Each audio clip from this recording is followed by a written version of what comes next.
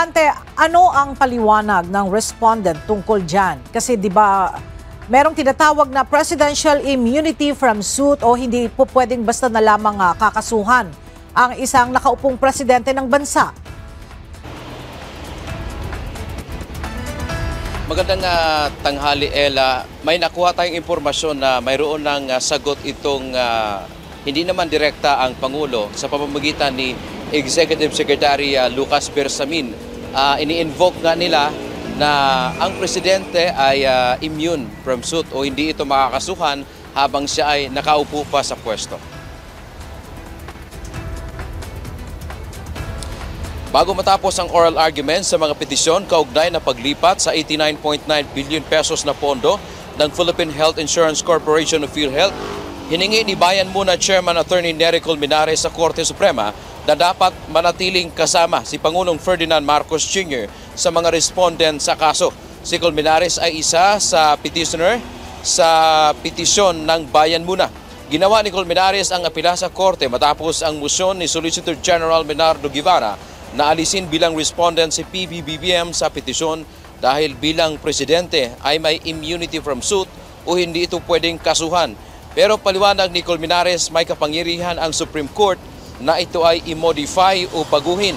Binanggit ni Colmenares na sa ilalim ng 1973 Constitution ay nakalagay ang immune from suit ang Pangulo, pero sa 1987 Constitution ay inalis na ito. Dagdag pa nito ang ginawa ni PBBM na pag-certify bilang urgent ang pagpapasa ng 2025 General Appropriations Act ay nawala namang emergency ay personal. Ito ay isang short circuit o minadali na proseso na hindi dumaan sa tamang prosesong legal. Imposition din anya sa co-equal branch ng gobyerno o ng Kongreso ang hakbang ng presidente. So this is an imposition by the President not only to short-circuit a legislative process but an imposition on a co-equal branch. Hindi pwedeng absolute yung poder niya na parang kahit walang emergency, pwede niyang utusan ng House or the Senate to do that. Binigyang diin pa ni Colmenares hindi totoong mahaharas o maiistorbo ang Pangulo kapag kasama siya sa kaso. Napakarami anyang magtatanggol sa kanya sa pangunguna ng Office of the Solicitor General o OSG. But if there are cases that will be filed like this, Your Honor, we contend that the President cannot be harassed. He has biggest law firm in the country composed of very intelligent Solicitor Generals and Assistant Solicitor Generals, Your Honor. How can he be harassed with that?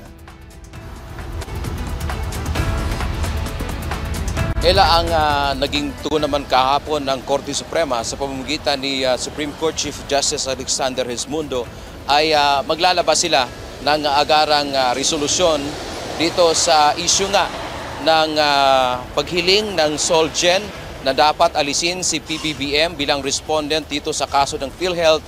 Gayon din yung pakikinggan din nila yung pleading naman o apela ng kampo ng mga petitioner sa pamamagitan ni Attorney Nery Colmenares na dapat manatili ang Pangulo bilang parte dito sa kaso. Yan mo nating update mula dito sa Baguio City. Balik sa iyo, Ella. Maraming salamat, Dante Amento.